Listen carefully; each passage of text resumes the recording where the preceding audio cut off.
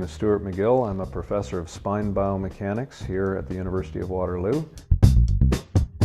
Most people will not get through life without some element of back pain impinging on their activity. Statistically, those who have more range of motion in their back have a greater risk of back disorders in the future. So having a flexible spine is not protective. In fact, it's quite the opposite. The muscles of the legs, arms, shoulders, and hips are designed to create force throughout a range of motion, resulting in movement. Muscles of the spine or core or torso are designed to do precisely the opposite. They stop movement. Having a very, very strong back is not really preventative for back injury. What turns out to be important is the endurance. Proper lifting mechanics require you to actually lift with the hips, not with the knees. Otherwise, you'll just end up with knee arthritis. We're just going to slide our hands down the thighs and go down a little bit more and grab the basket and then slide it up your thighs and pull your hips through. This idea of drawing in your belly to activate a muscle called transverse abdominis when you're performing exercise is highly problematic, and it's a myth. When you measure the role of that muscle and the ability to stabilize the spine, you do not want to suck it in. You simply stiffen the abdominal wall. So the stir of the pot exercise requires the feet to be quite wide.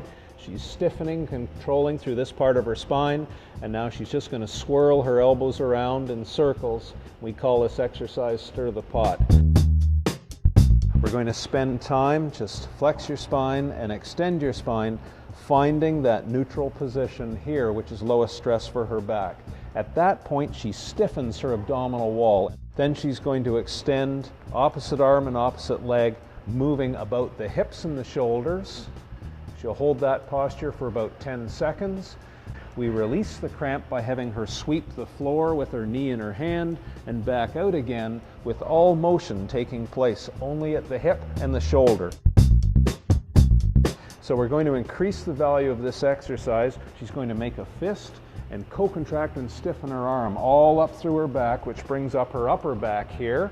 Then she's going to challenge the different neuromuscular compartments in her back by drawing squares. She's going to square, just small squares.